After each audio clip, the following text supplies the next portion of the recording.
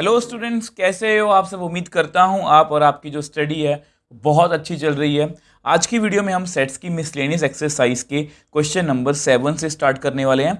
और इससे पहले जितने भी क्वेश्चंस हैं उसको मैं आपको लास्ट वीडियोस में डिस्कस करवा चुका हूं और उन सब में हमें किसी भी तरह की कोई दिक्कत या परेशानी नहीं हुई। मैंने एक बहुत ही ऑर्गेनाइज और सिंपल वे में आपको क्वेश्चंस को समझाने की कोशिश की है।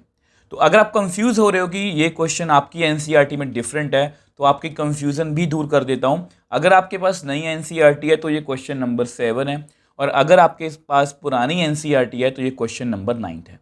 आपके पास कोई भी एनसीईआरटी हो, आपको पैनिक करने की जरूरत नहीं है। मैं हमेशा आपको साथ साथ हर एक चैप्टर में गाइड करता चलूँगा। और वैसे भी इस चैप्टर की प्लेलिस्ट में आपको एक शॉर्ट वीडियो मिल जाएगी जिसमें मैंने आपको पुरानी और नई एनसीईआरटी का पूरा चैप्टर वाइज बताया कि इस पूरे चैप्टर में, चैप्टर 1 में कौन कौन से क्वेश्चंस, कौन कौन सी एग्जाम्पल, सब कुछ डिलीटेड है। वो सब कुछ मैंने आपको बताया, वो आप चेकआउट कर सकते हो। इस वीडियो की डिस्क्रिप्शन बॉक्स में प्लेलिस्ट मिलेगी, वहाँ पर जाके आपको सभी वीडियोस जो हैं वो आपको मिल जाएंगी। तो एक अच्छे मन से, एक पॉजिटिव मन से आज की वीडियो को शुरू करते हैं। अगर हम क्वेश्चन नंबर 7 की बात करें तो इसके basically using properties of set show that A union A intersection B is equal to ए।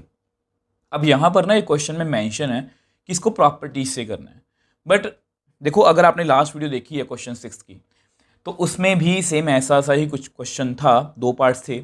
उसको मैंने आपको एक प्रॉपर्टीज़ वाले मेथड में सेकंड मेथड से बताया था जो शॉर्टकट था, और एक लॉन्ग मेथड था। लॉन्ग मेथड ईजी है बट थोड़ा सा लेंथी होता है। शॉर्ट मेथड थोड़ा सा मुश्किल होता है क्योंकि इसमें चीज़ों को हमें याद रखना पड़ता है, बट वो बहुत शॉर्ट होता है। तो ये आपकी मर्जी होती है कि आप कोई भी मेथड अडॉप्ट कर सकते हो। अब यहाँ पर मेंशन है कि प्रॉपर्टीज़ से ही इस क्वेश्चन को करना है, बट फिर भी मुझे लगता है कि मैं आपको दूसरा मेथड भी बता दूंगा। तो सबसे पहले फर्स्ट मेथड की बात करते हैं। अब देखो, फर्स्ट मेथड की बात करते हैं। इसमें प्रॉपर्टीज़ का यूज़ करेंगे जो हमने एक्सरसाइज 1.4, 1.5 में काफ़ी कुछ किया था। मैं आपको दिखा भी देता हूँ, ये प्रॉपर्टीज़ हैं, ठीक है। ऐसा ही कुछ कॉम्प्लीमेंट्स के अंदर भी की थी। ये सब कुछ यहाँ पर यूज़ हो सकता है। मतलब ये मेरा कहने का मतलब यही है कि अगर आपको इनकी नॉलेज नहीं है तो आप ये क्वेश्चन नहीं कर पाओगे, ठीक है। तो सबसे पहले देखो, इसको हमें A union A intersection B को इक्वल प्रूव करवाना है। तो सबसे पहले मेरे दिमाग में पता क्या आएगा कि मैं इसको डिस्ट्रीब्यूटिव लॉ से कर देता हूँ। मतलब अगर मैं, देखो हमारे पास ये स्टेटमेंट है, मैं आपको सिर्फ स्टेप्स नहीं बताऊंगा, आपको मोटिव भी बताऊंगा कि हमें स्टेप क्यों करना है, ठीक है।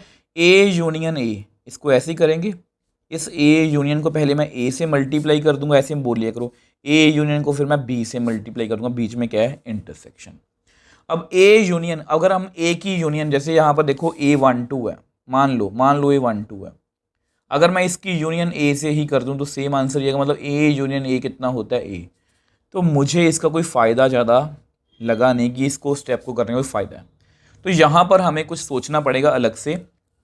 तो सबसे पहले लेफ्ट हैंड साइड लिखते हैं इसकी। देखो, अब लेफ्ट हैंड साइड इसकी है A union A intersection B. तो डिस्ट्रीब्यूटिव लॉ अगर मैं सीधा अप्लाई करता हूं तो मुझे कोई ज़्यादा फायदा दिख नहीं रहा यहाँ पर, ठीक है। तो यहाँ पर मैं क्या करने वाला हूँ, आपको मैं समझाऊंगा भी हमने ये स्टेप क्यों किया। थोड़ा मुश्किल है। देखो, अगर देखो यहाँ पर ए के साथ इंटरसेक्शन है, अगर मैं किसी तरह से इस ए के साथ भी इंटरसेक्शन कर दूं तो मैं कुछ ना कुछ कर सकता हूँ। मैं आपको क्या कहना चाह रहा हूँ, मैं आपको समझाने की कोशिश करता हूँ। देखो, आप मेरे को एक बात बताओ, A12 है, ठीक है। यूनिवर्सल सेट मान लेते हैं कोई, ठीक है। वो है 1 2 3 4 5। आप मेरे को बताओ इन दोनों की इंटरसेक्शन कितनी होगी, इन दोनों में कॉमन क्या है, 1 और 2। मतलब कितनी आएगी, ए ही आएगी। मतलब इस ए को, ठीक है, मैं यहाँ पर लिख देता हूँ, we know A intersection universal set हमेशा कितना होता है, ए। ये आपको पता होना चाहिए प्रॉपर्टीज़ के मतलब की हेल्प से, कि अगर हम किसी भी छोटे सेट की यूनिवर्सल सेट के साथ इंटरसेक्शन करते हैं तो छोटा सेट ही आंसर है। बहुत बार कर चुके हैं।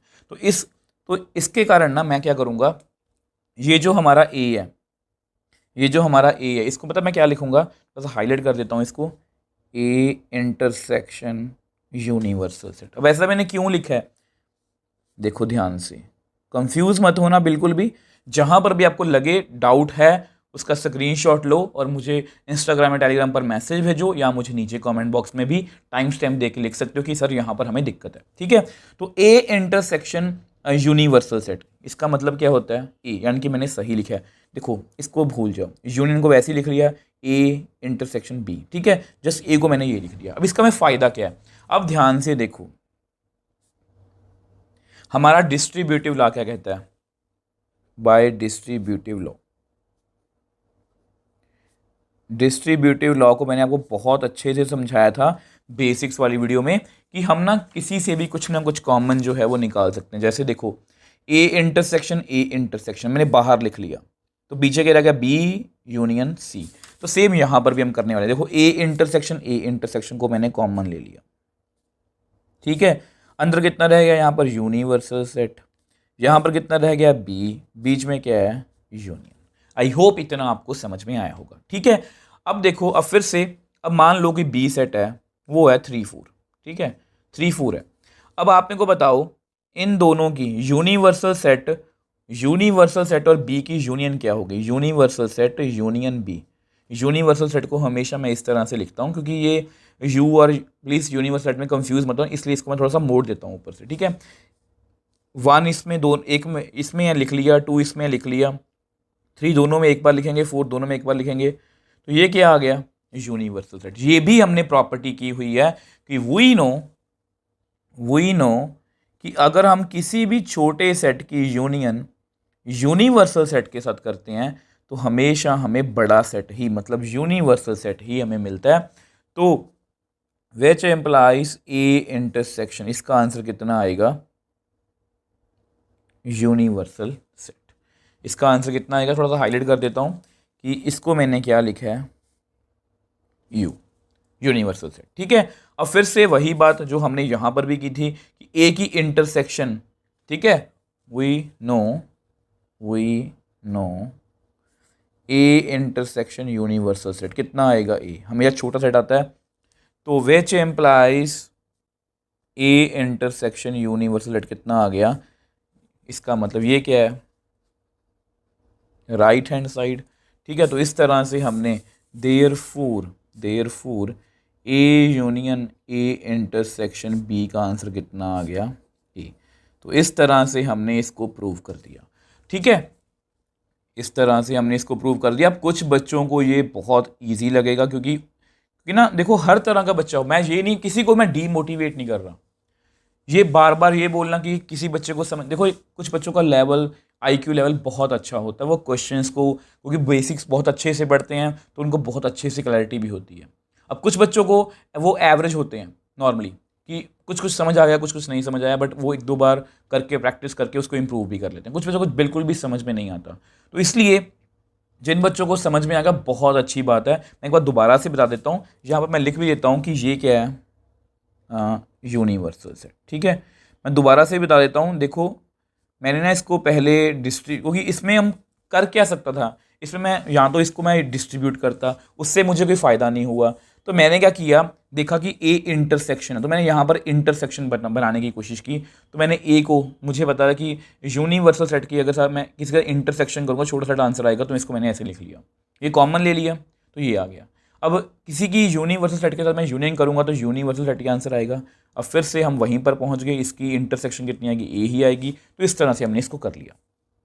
अब इसका एक दूसरा सिंपल मेथड भी है जो मैं बोलता हूँ कि इसमें थोड़ी सी लेंथी हो सकता है क्वेश्चन, बट वो अप्रोच हम नॉर्मली हर क्वेश्चन में यूज़ करते हैं। अगर आपने मेरी लास्ट वीडियो देखी है आपको पता मैं किसके बारे में बात कर रहा हूँ, आपको वो भी बता देता हूँ, क्योंकि अगर पेपर में आपसे ये नहीं होगा तो वो भी कर सकते हो सकता है कि आपको कुछ ना कुछ मार्क्स मिल जाएं। ऐसा तो नहीं होगा कि कोई एग्जामिनर की आपके क्वेश्चन पर बिल्कुल भी क्रॉस लगा देगा, कुछ ना कुछ मार्क्स वो आपको जरूर देगा आपकी एफर्ट्स के लिए, और मेरे हिसाब से वो बिल्कुल एक्यूरेट भी है। तो आपको दोनों एक्सप्लेनेशन बता देता हूँ। अब देखो ये आपका सेकंड मेथड है जिसमें हम दूसरे तरीके सोचेंगे कि ये इसका सबसेट बना दो और इसको इसका सबसेट बना दो, तो ये दोनों आपस में इक्वल हैं। इस अप्रोच का हम बहुत बार यूज़ कर चुके हैं, मैंने आपको सबसेट वाली वीडियो में बताया भी था। तो इसका एक ही सिंपल सा फंडा है, एक एलिमेंट हम ले लेंगे, मान लो इसको हमें सबसेट प्रूव करवाना है इसका, तो इसमें हम एक एलिमेंट ले लेते हैं, let X belongs to A union A intersection B. इसका मतलब क्या हुआ, ठीक है, ये कंप्लीटली ऑप्शनल है। अगर आपको लगता है कि आप इससे सेटिस्फाइड हो, यहाँ पर आप वीडियो को स्किप कर सकते हो और सेकंड पार्ट जो है वो कर सकते हो, ठीक है। तो x बिलोंग्स टू a, आपको पता है यूनियन की डेफिनेशन क्या होती है, x बिलोंग्स टू a और x belongs to a intersection b। ठीक है, तो x या तो a में होगा या इंटरसेक्शन में होगा, इसमें कोई भी दो राय नहीं है। इनकी डेफिनेशन हमें क्लियर है, इसको पहले देख लो। और यूनियन में और होता है, इंटरसेक्शन में एंड होता है। ठीक है, ये सब कुछ आपको क्लियर होना चाहिए। अब देखो मुझे जाना कहाँ है, मेरा टारगेट है कि x किसी तरह से a में पहुंच जाए। अब यहाँ पर तो वो a में है, बहुत अच्छी बात है। अब यहाँ पर इसकी डेफिनेशन क्या है, x belongs to a and x belongs to b। आपको पता है इंटरसेक्शन में कोई भी एलिमेंट कब आता है, जब वो दोनों में होता है। तो दोनों सिचुएशंस में which implies x belongs to a, और यहाँ पर भी हमें क्या मिल रहा है, x बिलोंग्स टू a। ठीक है, तो मैं लिख देता हूं देयरफॉर एवरी एलिमेंट, बहुत इजी है ये, every element of a union a intersection b is present in A, वो ए में प्रेजेंट है। ठीक है, तो therefore A union A intersection B is subset of A, तो ये इसका सबसेट बन गया। ठीक है, तो इसको एक नंबर दे लो, नंबर 1। अब सेम प्रोसीजर हम मतलब कि रिवर्स के लिए भी कर देते हैं, उसको हम नेक्स्ट पेज पे डिस्कस कर लेते हैं। अब देखो सेम प्रोसीजर हम इसके लिए भी रिपीट करेंगे। तो हम इसमें कोई एलिमेंट मान लेते हैं, लेट y बिलोंग्स टू ए। ठीक है, तो देखो अगर आपने लास्ट मतलब कि क्वेश्चन सभी मिसलेनियस के किए हैं ना मेरे से, तो आप इन चीज़ों से फेमिलियर हो। ठीक है, तो y बिलोंग्स टू ए। अब यहाँ पर ना दो सिचुएशंस हो सकती हैं, हमने ऐसा क्वेश्चन पहले भी किया है। यहाँ पर ये हो सकता है कि यहाँ पर दो सिचुएशन हो सकती हैं। पहली, y बिलोंग कर सकता है b को भी, और y does not belong to B. दो ही ऑप्शन होंगी। देखो y a में है, ये हमने मान लिया। अब y b में है, इसकी गारंटी भी नहीं है, ये भी गारंटी नहीं है कि वो नहीं होगा। वो नहीं भी हो सकता, वो हो भी सकता है। तो हमारे पास यहाँ पर दो सिचुएशंस हैं, y बिलोंग्स टू a और y b को बिलोंग कर रहा है। तो इसको मैं कैसे लिखूंगा, y belongs to a and y belongs to b। तो y दोनों को बिलोंग कर रहा है, वो मतलब y जो है उसकी इंटरसेक्शन में है। ठीक है, अब यहाँ पर क्या हो रहा है, अब यहाँ पर y बिलोंग्स टू a है, b को नहीं कर रहा, कोई बात नहीं, हमारा y a को बिलोंग कर रहा है, मुझे a ही चाहिए। ठीक है, इसलिए मैं इसको डिस्कस ही नहीं कर रहा। मैंने जस्ट सिचुएशंस बताई हैं कि y b को बिलोंग नहीं करेगा, यहाँ पर y बिलोंग कर भी सकता है। तो अगर करा तो वो इंटरसेक्शन में जाएगा, अगर वो नहीं करेगा तो वो मतलब अगर वो नहीं करेगा तो वो ए में तो है ही है ना। तो विच एम्प्लाइज, हमारे पास क्या सिचुएशन है कि y belongs to a intersection b और y बिलोंग्स टू a। और ये इसका मतलब क्या हुआ कि y किसको बिलोंग कर रहा है, a, और का मतलब यूनियन a इंटरसेक्शन b। तो इसका मतलब every element of a is present in a union a intersection b। Therefore a is subset of a union a intersection b। इसको आप नंबर 2 दे दो। ठीक है, तो फ्रॉम 1 एंड 2 आपको पता है पहले में हमने इसको सबसेट प्रूव करवाया था, अब इसको इसका सबसेट प्रूव करवा दिया। तो a is equal to a union a intersection b। तो इस तरह से मैंने आपको दोनों मेथड से बता दिया। आपको जो कंफर्टेबल लगे, आप जिसको ज़्यादा अच्छे से समझ पाए हो, लेंथ पे मत जाना, जो आपको ज़्यादा अच्छे समझ में आया आप कर सकते हो। मतलब अगर आपको लगता है कि आपको आपके कंसेप्ट बहुत अच्छे से क्लियर और फर्स्ट मेथड आपको बहुत अच्छे समझ में आया है, तो आपको इस मेथड की कोई ज़रूरत नहीं है। ठीक है, बट ये टेक्निक आपको आनी चाहिए। अगर आपको लगता है कि आपके कंसेप्ट इतने अच्छे से क्लियर नहीं है, हमें क्रैमिंग करनी थोड़ी सी मुश्किल लगती है, तो आप इसके साथ भी जा सकते हो। दोनों मेथड अपनी अपनी जगह सही है। अब सेम वे से सेकंड पार्ट की बात करते हैं। अब देखो सेम वे से ये सेकंड पार्ट है, A intersection A union B. ध्यान से देखो, जस्ट यूनियन और इंटरसेक्शन को इधर उधर किया गया है। तो यहाँ पर मैं सेम आपको वही बताऊंगा फर्स्ट मेथड से कि अगर मैं इसकी इंटरसेक्शन करने जाऊँ इसको डिस्ट्रीब्यूटिव लॉ से, तो कितना बनेगा, ए इंटरसेक्शन ए इंटरसेक्शन को मल्टीप्लाई कर दो आप बी से, और अंदर कितना आएगा, यूनियन ए की इंटरसेक्शन, इन दोनों में कॉमन क्या, ए ही आएगा, यूनियन ए इंटरसेक्शन बी। तो ये पहली सिचुएशन में हम पहुंच गए, मतलब इसका कोई हमें फ़ायदा नहीं है। ठीक है, तो इसलिए हमें इस अप्रोच का कोई फ़ायदा नहीं है। तो यहाँ पर मैं ए यूनियन यहाँ पर बनाने की कोशिश करूँगा। अब देखो जैसा कि मैंने आपको बताया कि यहाँ पर मैं ना यूनियन बनाने की कोशिश करूँगा। ठीक है, तो हमारे पास क्या सिचुएशन है, ए यूनियन बी। ठीक है, अब यूनियन कैसे बनेगी।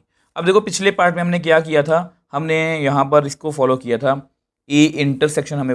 अब आपको पता है, अगर प्रॉपर्टीज आपने देखी हैं तो ध्यान से देखो, मुझे यूनियन चाहिए। ए की यूनियन फाई के साथ ए ही रहती है। जिस तरह से ए की इंटरसेक्शन यूनिवर्सल सेट के साथ ए थी, उसी तरह से ए की यूनियन फाई के साथ ए ही रहती है। मतलब अगर कोई फाई है, देखो ए 1 2 है ना आपका, तो इसकी यूनियन मैं फाई से कर दूंगा तो 1 2 ही आएगा। तो मतलब यहाँ पर मैं लिख सकता हूँ वी नो, क्योंकि मुझे ए में चेंजेस करने हैं। वी नो अगर मैं ए की यूनियन फाई के साथ करूँगा तो ए ही आएगा। तो इस तरह से मैं इसको ऐसे लिख सकता हूँ, ए को ए यूनियन फाई। ठीक है, एक बार ये क्वेश्चन आपको मुश्किल लगते हैं, बट बाद में ना आपको इन चीज़ों की, आप इन चीज़ों से आप यूज टू हो जाते हो और आपको पता है कि हमें क्या क्या यूज़, मतलब क्या क्या स्टेप्स हो सकते हैं इसके बाद। ठीक है, अब आपको बताया मुझे डिस्ट्रीब्यूटिव लॉ लगाना है, तो यहाँ पर मैं यूनियन ए यूनियन को कॉमन जो है वो ले सकता हूँ by distributive law. By distribute, same वही कहानियाँ जो हमने फर्स्ट पार्ट में की थी। अगर आपको फर्स्ट पार्ट समझ में आया तो ये भी आपको अच्छे से समझ में आएगा। इसको मैं लिखूंगा ए यूनियन, अंदर कितना रह गया फाई, यहाँ पर कितना रह गया बी, बीच में कितना है इंटरसेक्शन। तो ये कुछ रह गया हमारे पास, ए यूनियन बाहर, फाई और बी रह गया, बीच में इंटरसेक्शन। अब आपको पता है वी नो, अगर हम किसी भी सेट की इंटरसेक्शन फाई के साथ करें, फाई देखो इंटरसेक्शन का मतलब क्या होता है, देखो ये आपका मान लो बी है, बी कितना है 3 4 ना। अगर इसकी मैं इंटरसेक्शन फाई के साथ करूँगी तो कॉमन क्या है, इसमें कुछ है ही नहीं है, कॉमन कुछ है ही नहीं, मतलब कितना आंसर आएगा फाई ही आएगा। तो यानी कि यहाँ पर मैं लिख सकता हूँ इसको which implies A union phi intersection B को मैं लिख सकता हूँ ए यूनियन फाई। अब फिर से वही बात, ए यूनियन फाई कितना है ए, तो which implies we know A union phi कितना है हमारे पास ए। तो यानी कि मैं लिख सकता हूँ A union phi is equal to A, और ये क्या है हमारी राइट हैंड साइड। यही तो हमें प्रूव करवाना था, तो कितना छोटा सा कि प्रूफ है इसका, बट इसमें कुछ स्टेप्स आपको याद रखने पड़ेंगे। ठीक है, तो दोनों तरह से क्वेश्चन आपको आना चाहिए। तो इसको नेक्स्ट पेज पे लिख के दिखा देता हूँ, और सेकंड मेथड जो है उसको भी हम डिस्कस कर लेते हैं। अब देखो इसके सेकंड मेथड की बात करते हैं, जिसमें हम थोड़ा सा मतलब कि एक एलिमेंट लेके चलेंगे। आपको पता है इसको यही टेक्निक का हम यूज़ करते हैं इसको दो सेट्स को इक्वल दिखाने के लिए। तो लेट एक्स बिलोंग्स टू, हम इसको A intersection A union B. इसका मतलब क्या होता है, X belongs to A and X belongs to A union B.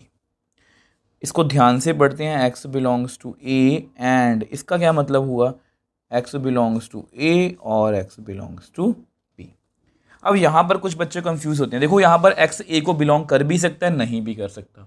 ठीक है, बट यहाँ पर हमें देखो, ये जो हम जब भी ये बात करते हैं ना कि एक्स ए को बिलोंग करता है या नहीं करता, हम और होता है यहाँ पर बीच में क्या एंड, और X A intersection B A union B को बिलोंग कर रहा है, मतलब एक्स ए में तो पक्का ही है, एक्स इन दोनों में है, इसमें भी है इसमें भी है। इंटरसेक्शन का मतलब भी यही होता है। और इन दोनों कंडीशन से मुझे एक ही बात पता चलती है कि एक्स ए को पक्का बिलोंग कर रहा है। देखो इसको समझने की कोशिश करो कि इसको कंफ्यूज मत होना इसको लेके, यहाँ पर ये बोला गया है, इसको इंटरसेक्शन को पढ़ के देखो, इसका मतलब क्या होता है, एक्स ए में है and X A union B में है, मतलब एक्स ए में भी है और ए यूनियन बी में भी है। तो ए में तो पक्का ही है, therefore every element of A intersection A union B is present in A। therefore ये वाला जो पार्ट है इज सबसेट ऑफ A। तो इसको आप नंबर 1 दे दो, ये इसका सबसेट बन गया। अब सेम वे से इसका रिवर्स करते हैं। अब देखो यहाँ पर हम रिवर्स बात प्रूव करेंगे कि A जो सबसेट है A intersection A union B का, तो मैंने वाई एक एलिमेंट मान लिया ए में। अब किसी तरह से हम इस वाई को दूसरी तरफ ले जाएंगे। अब आपको पता है, देखो अगर मान लो ए 1 2 है, बी मान लो 3 4 है, ठीक है, इसकी यूनियन बताओ कितनी होगी, 1 2 3 4। अब 1 ए को बिलोंग कर रहा है, यस 1 इसको बिलोंग कर रहा है, 2 ए को बिलोंग कर रहा है, यस 2 इसको भी बिलोंग कर रहा है। तो मतलब तो अगर वाई ए में है तो which implies Y belongs to A union B. ये पक्की बात है, ऐसा कोई ये नहीं है कि ये और होगा, यहाँ पर एंड है। तो therefore Y belongs to A and y belongs to A यूनियन B, तो y दोनों में है, मतलब ये इंटरसेक्शन की डेफिनेशन है। तो यहाँ पर मैं A इंटरसेक्शन A यूनियन B लिख सकता हूँ, मतलब y A को बिलोंग कर रहा है, एंड का मतलब इंटरसेक्शन यूनियन A यूनियन B को भी कर रहा है। तो therefore every element of A is present in A intersection A union B। तो देयरफॉर जो A है वो सबसेट बन गया A इंटरसेक्शन A यूनियन B का। तो इसको आप नंबर 2 दे दो, फ्रॉम 1 एंड 2, ये इसके इक्वल आ गया। ठीक है, अब आपकी मर्जी है, आपको जो मेथड अच्छा लगे आप वही कर सकते हो। यहाँ पर ये इस मेथड में क्या था कि x इसमें मान लिया, अब x a में भी है इसमें भी है, मतलब वो a में तो आ गया ना, अगर वो a में आ गया तो इसका सबसेट बन गया। अब y a में है तो y यूनियन में भी होगा, y a में भी है यूनियन में भी है, मतलब उसकी इंटरसेक्शन में भी है, तो इस तरह से उसमें भी उसका सबसेट बन गया। तो इस तरह से हमने दोनों पार्ट्स को दो अलग अलग मेथड से सॉल्व कर लिया। आपको जो अच्छा लगे आप उसी मेथड से कर सकते हो। मेरी नॉलेज में दोनों मेथड थे, मैंने आपको बता दिए। कोई भी ऐसा नहीं है कि आपको यही मेथड करना है या वही मेथड करना है, ऐसा कुछ भी नहीं है। आपको जो अच्छा लगे आप कर सकते हो। अगर आपको फिर भी कोई डाउट है, आप मुझे नीचे कमेंट बॉक्स में या हमारे डाउट ग्रुप में आप मुझसे अपना डाउट या क्वेरी जो है वो पूछ सकते हो। अब देखो नेक्स्ट क्वेश्चन 8 की बात करते हैं हम। ये पुरानी एनसीईआरटी का क्वेश्चन नंबर 10 था और नई का आपको पता ही है 8 है। Show that A intersection B is equal to A intersection C need not imply B is equal to C। Question बहुत इजी है, बट बहुत से बच्चों को इसकी स्टेटमेंट समझ में नहीं आती। तो स्टेटमेंट पहले मैं आपको समझा देता हूँ। इसका मतलब ये है कि अगर A इंटरसेक्शन B और A इंटरसेक्शन C आपस में इक्वल है, तो इसका मतलब ये कतई नहीं है या नहीं है कि B is equal to C। Need not imply, हम बोलते हैं ना इम्प्लाइज विच इम्प्लाइज, मतलब इसका मतलब ये है कि ये इक्वल है, इसका मतलब ये है कि ये है। अब यहाँ पर बोल रहे हैं नीड नॉट इम्प्लाई, मतलब जो है कि ये जरूरी नहीं है कि ये इसके इक्वल आए। तो ऐसे क्वेश्चन जो होते हैं कि जिसमें मतलब कि हमें ये दिखाना हो कि नीड नॉट, इसका मतलब ये नहीं है कि ये इक्वल है, तो मतलब हमें यहाँ पर एग्जाम्पल सोचनी पड़ेगी। अब एग्जाम्पल मैं डायरेक्टली आपको नहीं बताऊंगा, पहले हमको समझाने की कोशिश करूंगा कि आपने एग्जाम्पल लेनी कैसे है। तो सबसे पहले आप कोई भी एक सेट मान लो, let A is equal to 1 2 3 4, आप कुछ भी ले लो, ठीक है। ये नॉर्मली आप पहला सेट कोई भी ले लो, उसमें 3 या 4 कम से कम एलिमेंट ले लो। उसके बाद आपने B और C, देखो हमें क्या प्रूव करवाना है कि B और C आपस में इक्वल ना हो, बट उनकी इंटरसेक्शन A के साथ इक्वल होनी चाहिए। तो अब हमें क्या करना है, अब हमें B कोई ऐसा सेट लिखना है,